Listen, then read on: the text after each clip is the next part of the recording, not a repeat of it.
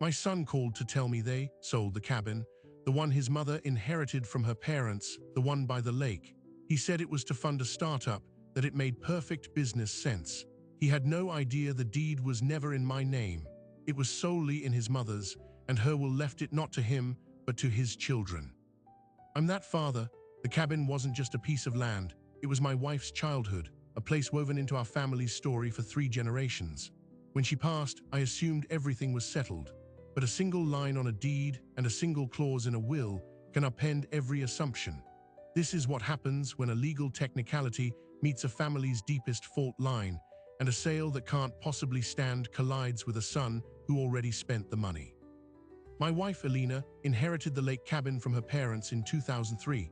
It was a modest A-frame on 2 acres of pine and birch, with a dock that sagged a little on the right side. Her father built it with his own hands in the 70s. When we got married, I offered to put my name on the deed a dozen times. She'd just smile and say, "It's staying in the family line. This place is for our grandchildren." I thought it was sentiment. I didn't realize it was a legal blueprint. Alina passed away 5 years ago, ovarian cancer. It was a brutal 18-month fight that emptied every reserve we had, emotional and financial. After the funeral, my son, David, who was 29 at the time, stepped up. He handled a lot of the paperwork, the notifications, the closing of accounts. I was in a fog. One afternoon, going through her documents, he held up the cabin deed and said, "We should probably get this transferred, Dad." I just nodded. I assumed he would. I assumed it was a technicality for a lawyer. I never followed up. That was my first mistake. My second was assuming David understood what family line meant. David is an entrepreneur, always has been. At 12, he was running a lawn mowing business with a fleet of 3 other kids' mowers. By 25, he'd started and sold a small app for local restaurants. He's smart, driven, and sees opportunity where most people see tradition. After Alina died, he launched his most ambitious venture yet, a green energy startup focusing on retrofitting older homes with solar microgrids. He believed in it completely. He poured his savings in, then his wife's. Then he started looking at assets. The cabin became a topic about 2 years ago. We'd be up there for the 4th of July, and David would walk around, pointing out how much property values on the lake had skyrocketed. "This plot is worth over 600,000 now, Dad. It's just sitting here." I'd tell him it wasn't for sale, that it was his mother's wish it stay in the family. He'd drop it, but the look in his eyes was the look of a man doing mental arithmetic. Then 8 months ago, the pressure changed. His startup hit a critical cash flow problem. He needed a major infusion to secure a manufacturing contract. He came to me not for the cabin, but for a loan against my house. I told him I couldn't risk my home. He was upset, but he said he understood. What I didn't know was that he'd already spoken to a real estate agent about the cabin. He'd had it informally appraised, and in his mind, the property wasn't really mine. It was ours, the family's, and he was part of the family. He never asked me to sell, he never presented an offer, because David, operating on that entrepreneurial instinct that borders on arrogance, had constructed a story. His mother was gone, I was the surviving spouse, therefore the cabin passed to me. Therefore, as my son and heir, his interest in it was implicit, and as a man trying to save his business and his family's future, he could make a decision about an underutilized asset. It was logical, it was forward-thinking. It was utterly, catastrophically wrong. The call came on a Tuesday morning in October.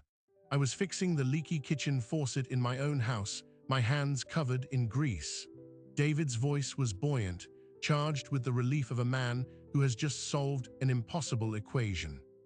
"Dad, hey, great news, we did it. We got the deal. The manufacturing contract is locked in." I was happy for him. "That's fantastic, David, really." "Yeah, it is, and we secured the funding. We sold the cabin." He said it so casually. "We sold the cabin," like he was telling me he'd sold an old couch. I actually laughed, thinking it was a bad joke. "Very funny. What did you really do?" "No, Dad, seriously. The offer came in Friday. It's a cash deal. 720,000. We close in 30 days. It's exactly what we needed." The grease on my hands felt suddenly cold. "David, what are you talking about? You can't sell the cabin." "It's already done. The buyers are a young family from Chicago. They love it. Look, I know it's sentimental, but this secures our future. My company's future, your grandkids' future, it's the right move." My mind was racing, tripping over the sheer scale of his error. "David, stop. Listen to me. You do not have the authority to sell that property. The deed. It was never in my name. It was always solely in your mother." There was a long silence on the line. I could hear the hum of his office in the background. "What? No, that can't be right. When Mom died, it goes to you. That's how it works." "That's not how it worked," I said, my voice low and steady. "She never added me. The deed was never changed. And her will, David, her will is very specific. The cabin doesn't go to me. It doesn't go to you. It's left in a trust. For your children, for James and Lily." Another silence, longer this time. Then a sound, a sharp exhale that wasn't quite a laugh. "That's insane. No, I have a buyer. I have a signed purchase agreement. I've already committed the funds." "You committed funds you don't have the right to access," I said. "The sale isn't valid. You need to call the agent and the buyer and unwind this. Now." His tone shifted, hardening from confusion into a defensive panic. "Dad, you're not understanding. This isn't just some idea. This is real. The paperwork is moving. My business depends on this capital. You're telling me I just sold a property I don't own." "That's exactly what I'm telling you." "Well, that's impossible," he snapped, his voice rising. "You're my father. The property was Mom's. It passes to you. That's the law. I checked. I looked into this." And there it was, the cliff he had walked off without looking down. He had checked the law for what happens when a spouse dies, but he never checked the actual deed. He never read his mother's final will. He had built his company's salvation on a foundation of assumptions. And as I stood in my kitchen, the phone gripped tight in my greasy hand, I realized the quiet, technical truth of my wife's planning was about to trigger the loudest family explosion of my life. The documents were about to talk. And they were about to say no. He showed up at my house 2 hours later, clutching a manila folder. His face was pale, his movements sharp with a frantic energy. He didn't say hello. He just walked into the living room, pulled out a single sheet of paper, and laid it on the coffee table like it was a winning hand. "See, the purchase and sale agreement, it's executed. It's real. We need to fix this, Dad. You just need to sign a quitclaim deed. You transfer your interest to me, I complete the sale, and everything proceeds." I looked at the paper. The buyers' names were there, the price, the 30-day closing timeline. It was terrifyingly real. "David," I said, keeping my voice quiet, "I have no interest to transfer. That's what I'm trying to tell you. The cabin was your mother's separate property. I am not on the deed. I never was. I have no legal authority over it whatsoever. Signing a piece of paper saying I do would be fraud." "But you're her husband," he exploded, finally losing the veneer of control. "You're the surviving spouse. It has to go through you." "It doesn't go through me," I said, going to my own files in the den. I pulled out the safety deposit box folder I hadn't opened since Alina's passing. Inside was the original deed, recorded in 1978, listing only her parents. The subsequent inheritance deed from 2003, listing only Alina Marie Lawson. And finally, her last will and testament. I pointed to the clause. Article 4, Section B, the lake property located at 1745 Pine Shore Drive, being property I hold as separate assets, I devise in full to the trustee of the Lake Trust, established herein, for the sole benefit of my grandchildren, James and Lily Peterson. David read it, then he read it again. His hand went to his forehead. "A trust," she put it in a trust. "For your children, her grandchildren."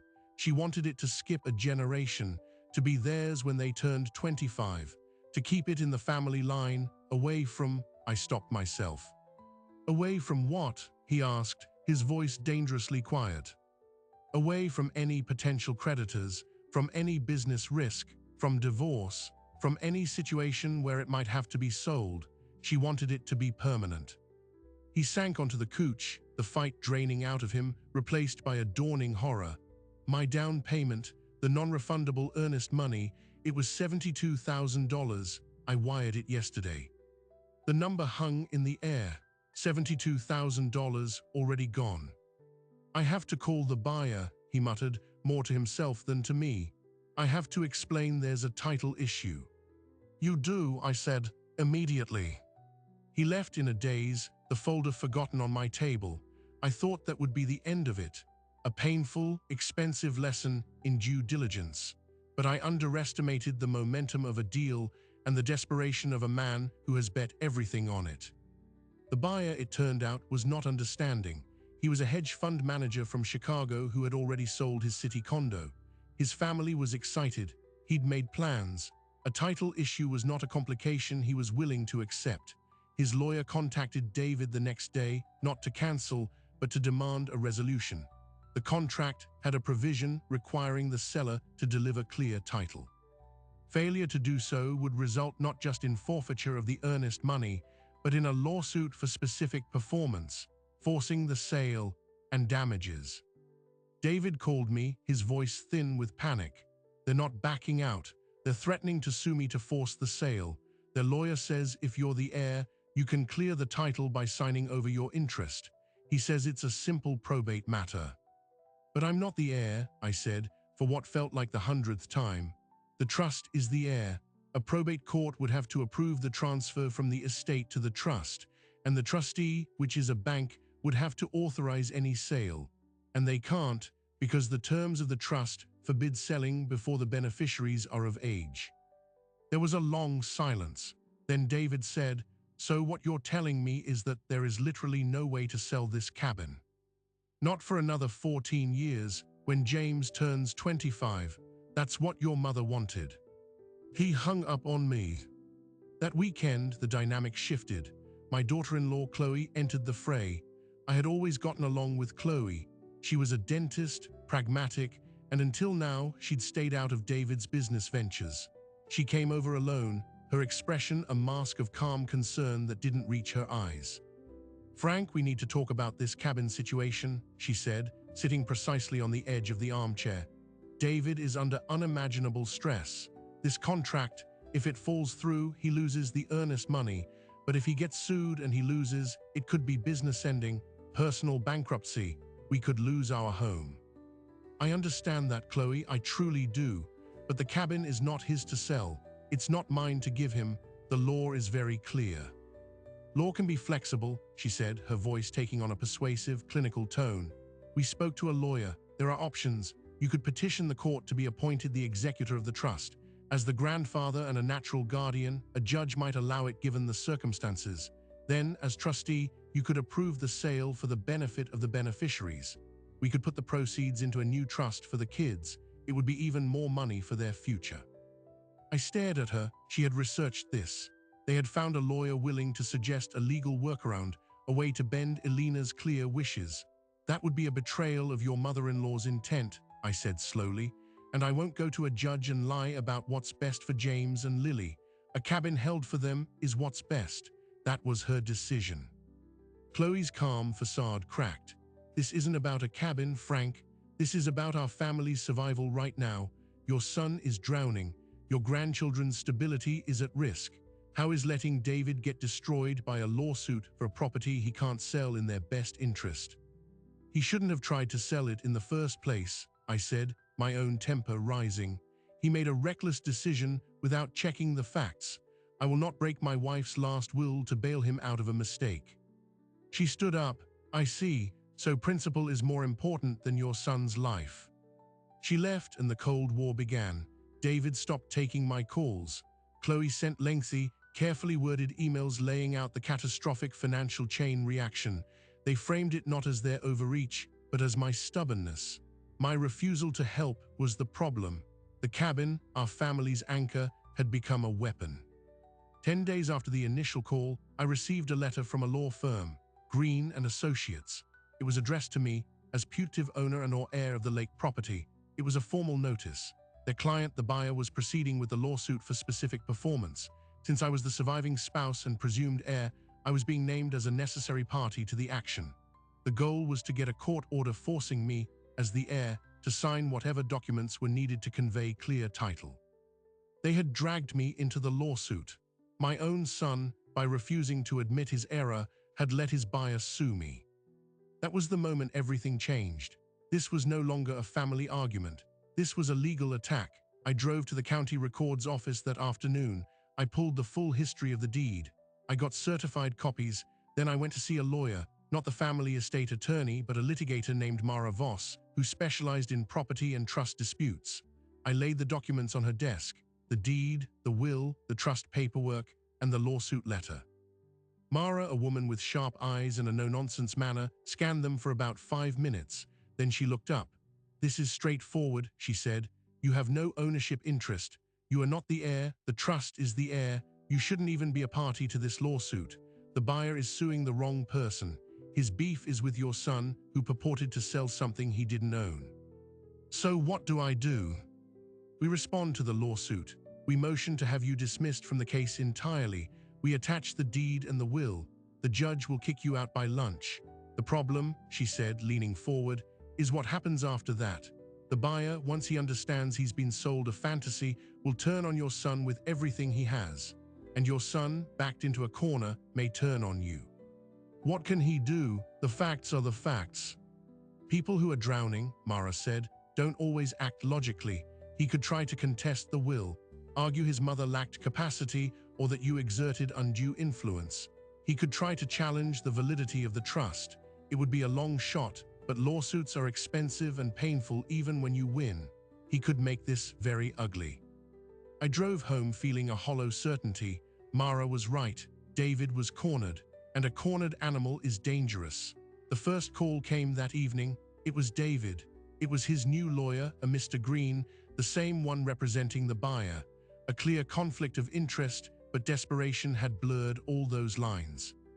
"Mr. Peterson, we need to discuss a settlement path," Green began, his voice slick and conciliatory. "My client, your son, is in an impossible position. We believe there are equitable arguments that the property, while deeded to your wife, was effectively a marital asset. We also have concerns about the execution of the trust document. To avoid a protracted and public family dispute, we propose you agree to a sale. The proceeds would be split, a portion to satisfy the buyer's contract, a portion to your son for his business, and a portion placed in trust for the grandchildren. Everyone wins." It was a shakedown, a threat wrapped in lawyer speak: "Contest the will or else."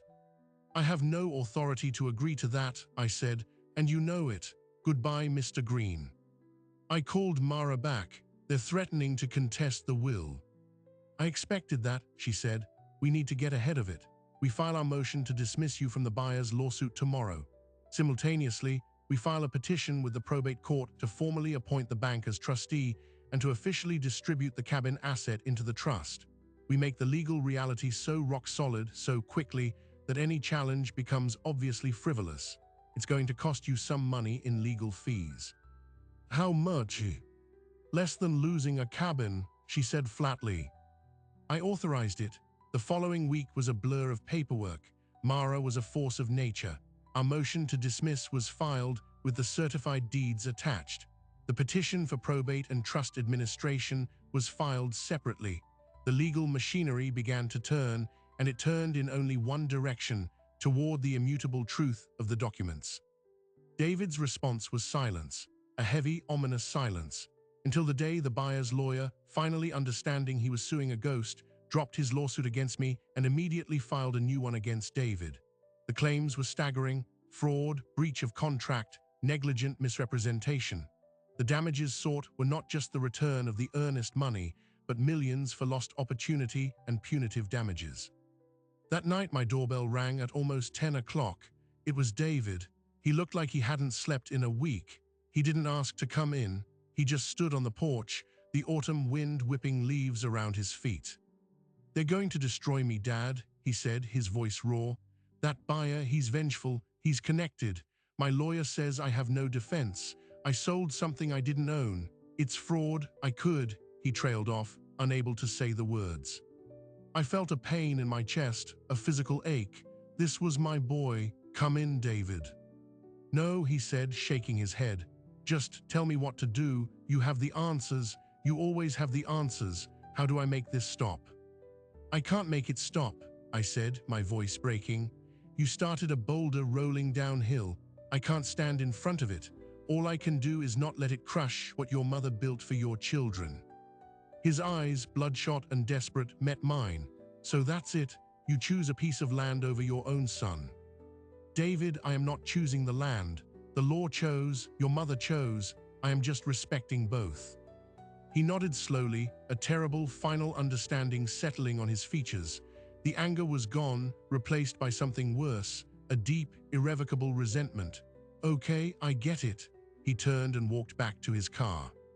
I watched his taillights disappear into the darkness, knowing the worst was yet to come. Because the next move, the move of a man with nothing left to lose, wouldn't be aimed at the buyer or the courts. It would be aimed at the foundation of the trust itself. He was going to try to break his mother's will, and he was going to ask a judge to believe that the cabin and the love it represented was never meant to be kept from him. The formal challenge arrived 3 weeks later, a thick packet from David's new attorney. He'd fired Green, alleging testamentary incapacity and undue influence. The claims were brutal. It alleged that in her final months, Elena was too medicated to understand her estate plan, and that I, a grieving husband, had steered her to disinherit our son in favor of a distant trust. It was a fiction, but it was a poisonous one, now part of a public court record. Mara Voss was contemptuous. This is a scorched earth tactic. They have no evidence, but they're hopping the threat of airing family laundry will make you fold. She advised an aggressive response.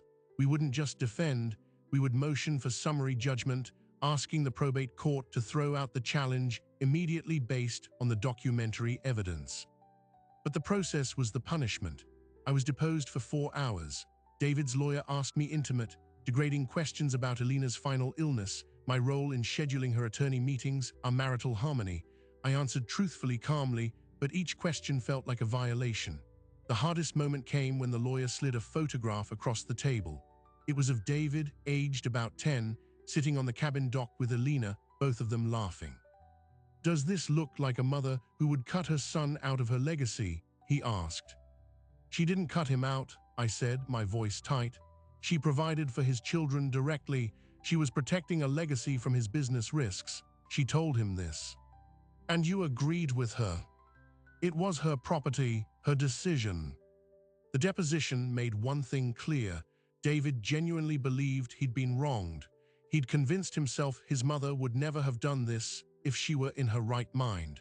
His sense of entitlement had metastasized into a narrative of victimhood.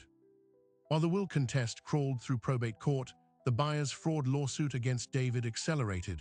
Discovery revealed David had indeed received the property appraisal months earlier. He had emailed the real estate agent saying, "The property is in my family. I will handle the ownership details." That email was catastrophic. It showed forethought, not a simple mistake. The buyer's lawyers seized on it. Then came the settlement offer from the buyer, delivered to David but CC'd to his lawyer and curiously to mine. It was simple: withdraw the will contest. Cooperate in securing clear title from the trust by any means necessary. Once the cabin was sold to him, he would drop the fraud lawsuit. He'd even let David keep a small percentage of the proceeds. It was a blatant offer to collude. Help me steal from your children's trust, and I'll let you off the hook. David was now trapped between two existential threats: a fraud judgment that would bankrupt him, and a father who refused to dismantle his mother's wishes. I waited for him to make the obvious, horrible choice. He didn't. Instead, he did something I didn't expect. He came to my house again, but this time with Chloe and the kids. James and Lily, 7 and 5, were confused but excited to see Grandpa. Chloe's face was strained. David looked hollowed out. "Can we talk, all of us?" he asked. We sat in the living room. The children played with toys in the corner. David spoke first, his eyes on the floor. "I'm dropping the will contest." I felt a surge of relief, quickly tempered by caution. "Okay." "The buyer's offer, the settlement, I'm not taking it. I told my lawyer to reject it." Now I was shocked. "David, that lawsuit." "I know what it means," he interrupted, finally looking at me. His eyes were red-rimmed but clear. "I'll probably lose. I'll probably have to declare bankruptcy, lose the business, maybe the house." Chloe flinched but said nothing, just put a hand on his arm. I've been trying to find a way to win, to force this, to make the cabin fix everything, but it won't. Even if I could somehow get it, it would be gone, and I'd have," he glanced at his children. "I'd have taken something from them to pay for my mistake. I can't do that." The room was silent. except for the sound of Lily's blocks tumbling. The resentment I'd seen on the porch was gone, replaced by a bleak, exhausted honesty. It wasn't an apology. It was a surrender to reality. "What will you do?" I asked quietly. "Fight the fraud case, argue it was a good faith error, try to limit the damages, start over." He said it like a man reciting a prison sentence. After they left, I felt a profound turmoil. My son was facing ruin. His mother's plan, her shield against risk, had worked perfectly. It had prevented the cabin from being lost to his business failure, but it hadn't shielded him from himself. I felt a crushing urge to fix it, to bail him out, but bailing him out meant betraying Alina and plundering my grandchildren's future. There was no clean solution. Mara called the next day with an update. The probate court, reviewing our motion for summary judgment on the will contest, had scheduled a hearing. With David dropping his challenge, it would be a formality. The trust would be affirmed. But she had other news. The buyer is furious. His collusion offer failed. His lawyers are now subpoenaing the trust records. They're going to argue that if the trust is the true owner, then the trust is liable for your son's misrepresentations as its agent. They're going to try to pierce the trust to get to the asset. It was a legal Hail Mary, but it meant my grandchildren's trust was now a target in the fraud case. The fortress Alina built was under direct siege. The hearing in probate court was brief and anticlimactic. David's lawyer formally withdrew the challenge. The judge, a weary-looking man in his 60s, signed the order affirming the will and trust. He looked at David, who sat in the back of the room. "Mr. Peterson, the court is glad to see reason has prevailed. This was always a long shot and a painful one for your family." David just nodded. As we walked out, David approached me. "It's done," he said. "What happens now?" I asked. "With the buyer, we go to trial in 6 months." He managed a grim smile. "Don't worry, Dad. I won't drag the kids' trust into it. My lawyer says their argument is nonsense. The trust didn't act, I did." It was the first time he'd taken unambiguous responsibility. It felt like a small, fragile bridge had been built over a chasm. But the buyer wasn't finished. A week later, a local newspaper, the kind that publishes legal notices and police blotters, ran a short piece. Local entrepreneur sued in fraudulent cabin sale. It mentioned the family dispute over inheritance. It was a small article, page 6, but in our town, it might as well have been on the front page. The humiliation for David was public. The gossip began. Then the final escalation. I received a phone call from the trust officer at the bank, a polite woman named Ms. Irwin. "Mr. Peterson, we've been served with a third-party complaint in the case of Chicago buyer versus David Peterson *. The plaintiff is seeking a declaratory judgment that the Lake Property Trust is the alter ego of your son and thus liable for his debts. We will, of course, vigorously defend. However, given the potential costs of litigation and the fact the property is the trust's sole significant asset, the trust committee is considering its options." My blood ran cold. What options? One option is to petition the court to allow the trust to sell the property to avoid the risk of it being seized or burdened by a massive judgment, to protect the beneficiary's interest by converting it to a more defensible asset, cash. The buyer's strategy was now clear. He couldn't get David to steal the cabin. He couldn't break the will, so he was going to sue the trust itself, knowing the legal defense would be so expensive that the bank might decide to sell the cabin just to make the problem go away. He was going to force the trust to do voluntarily what he couldn't force it to do by court order. He was going to make the defenders of the castle burn it down themselves to pay for the siege. I called Mara, my voice shaking with anger. "Can he do this?" "It's an aggressive, borderline frivolous theory," she said, but I heard a new tension in her voice. "But defending against it won't be borderline frivolous in cost. The bank's fees will come from the trust corpus, from the cabin's value. They have a fiduciary duty to minimize losses. If they see $100,000 in legal fees to save a property versus selling it and securing the cash for the kids, they might choose the latter. The buyer is banking on that." Alina's meticulous plan, designed to last for generations, was now vulnerable to a simple, brutal economic calculation. The legacy could be sold not out of malice, but out of prudent financial management. The irony was devastating. I had to see it. I drove up to the cabin the next day, a cool, gray afternoon. The lake was steel-colored, the pines whispering. I walked out onto the old dock, its familiar Saga comfort. This was the place she loved. This was the future she imagined for James and Lily. It was supposed to be immutable, but I was a bridge builder. I knew nothing was truly immutable. Everything has a load limit. As I stood there, a terrible, clear thought formed. There was one way to save it. One way to absorb the legal shockwave so the trust wouldn't have to. I would have to become the lightning rod.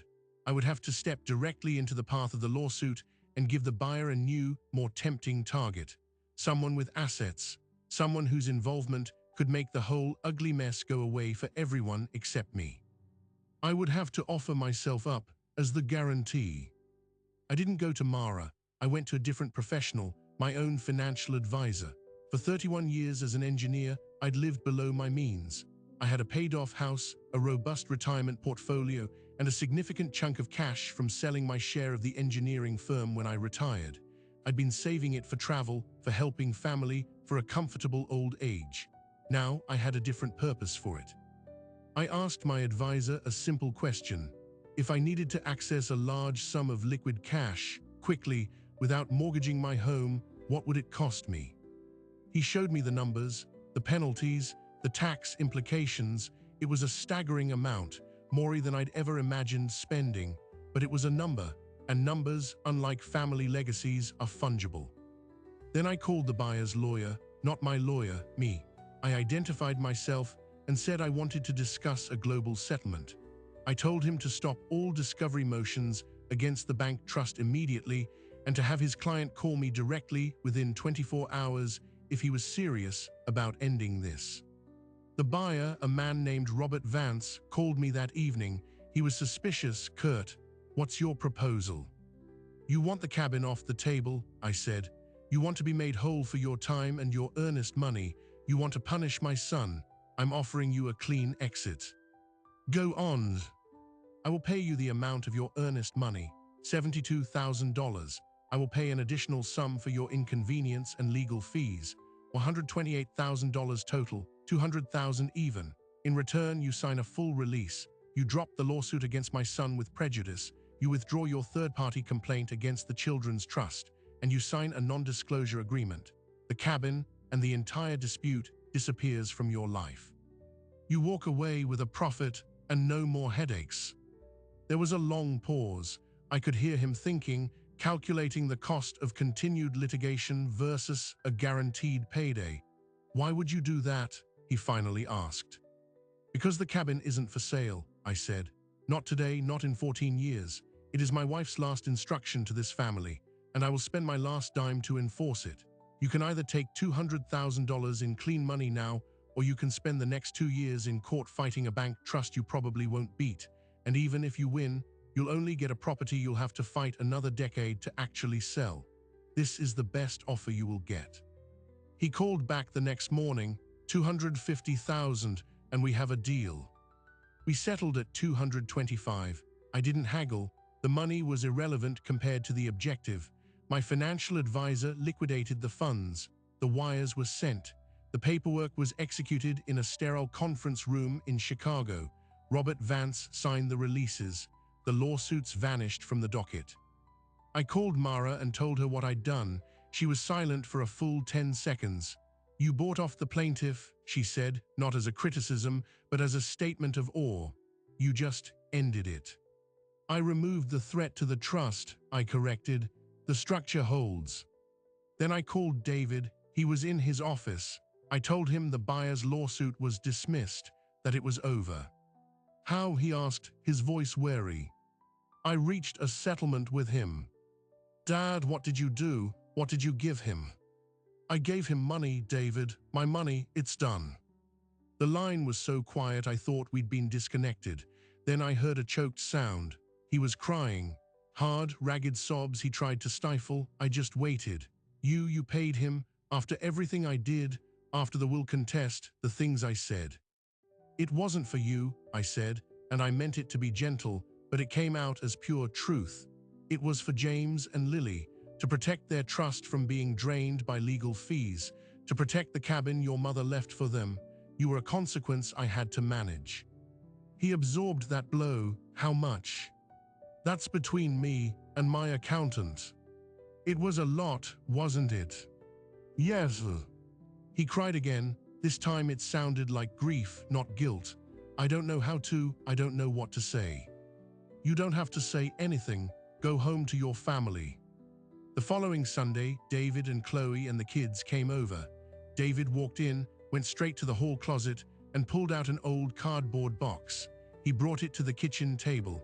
Inside were photo albums, old VHS tapes, and a stack of his mother's notebooks. He pulled out a small, leather-bound journal. After the court hearing, he said, I went through some of Mom's old things. I was looking for, I don't know, ammunition maybe, something to prove she was confused. He opened the journal to a marked page and handed it to me.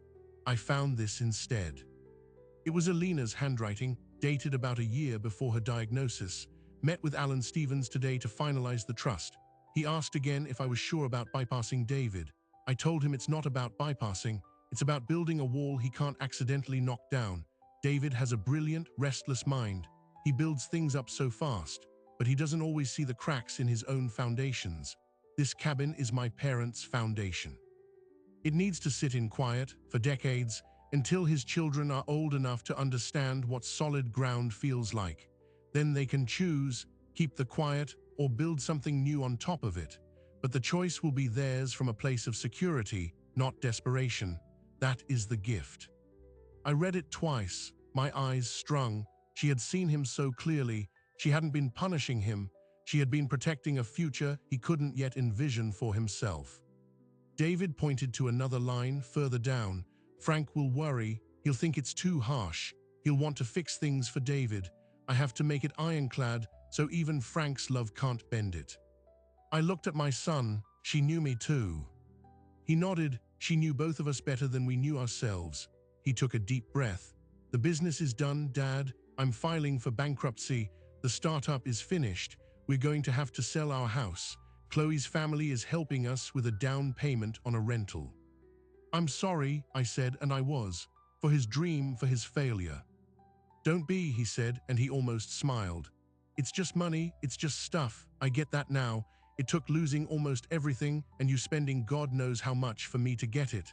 He reached across the table and put his hand on mine. A simple, solid gesture. Thank you for holding the line. That was the real resolution. Not in a courtroom, but at my kitchen table. The probate court finalized the transfer of the cabin into the trust. The bank is now the official trustee. I receive an annual report. The property taxes are paid from a small fund. Alina also left. The cabin sits, quiet, as she intended. David's bankruptcy was painful but orderly. He lost his company.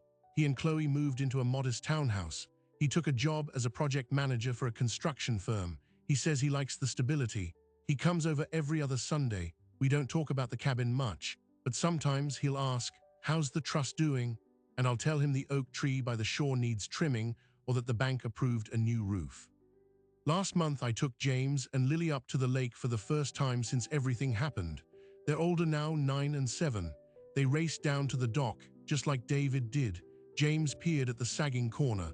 We could fix that, Grandpa, he said, his tone serious, analytical, with a hydraulic jack and a new support post. I smiled. Maybe when you're 25, I said. He looked at me puzzled, then shrugged and went back to skipping stones.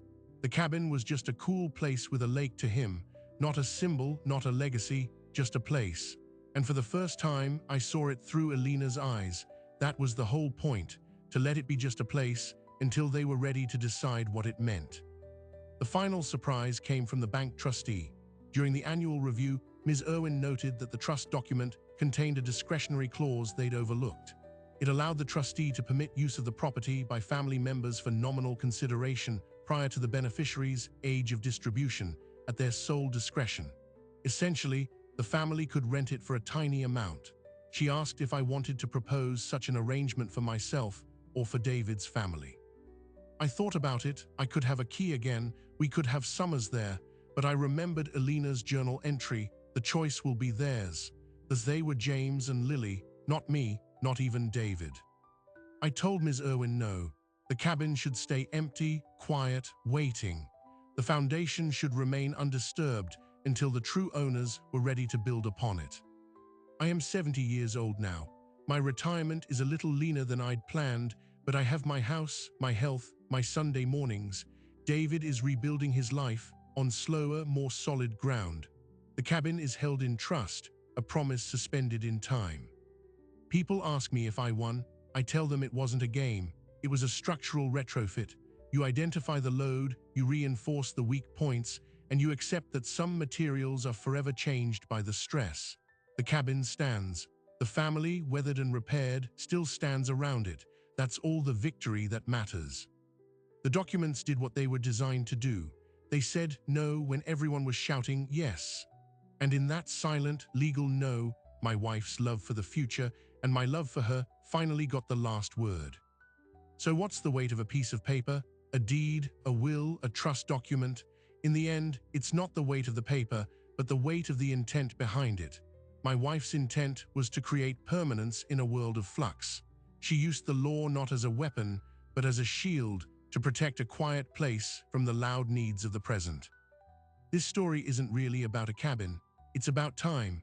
We think we own our homes, our possessions, our legacies, but we don't. We're just stewards, holding them for a little while before passing them on. The real question is whether we pass on a clear title or a tangled mess. Whether we build a structure that can bear the weight of future conflict, or one that collapses at the first sign of pressure. The most surprising lesson for me wasn't legal. It was emotional. I learned that saying no to someone you love can be the purest form of yes to the person they might become. David had to fail, and fail spectacularly, to find a foundation he could actually build on. The cabin had to be untouchable for him to stop seeing it as an escape hatch and start seeing his own life clearly. We all have our cabins, not literal properties, but the things we cling to, the lines we draw, the legacies we're trying to protect. And we all face the pressure to bend, to compromise, to give away a piece of that legacy because someone we love is in a storm. There's no easy answer, but there is a principle. A legacy that can be easily liquidated for a present emergency isn't a legacy at all. It's just a savings account. Elena's genius was in understanding that some things must be made unconvertible. They must be placed, legally and irrevocably, out of reach of today's crisis so they can exist for tomorrow's possibility. That requires hard documents and a harder heart. It requires accepting that you might be called cruel in the short term to be called faithful in the long. I sit here now, an old man who spent a fortune to defend a piece of land he doesn't legally own, for grandchildren who don't yet understand the gift. And I have never been more certain it was worth it. Because the alternative, a sold cabin, a shattered trust, a son who never learned, was a price too high for any of us to pay.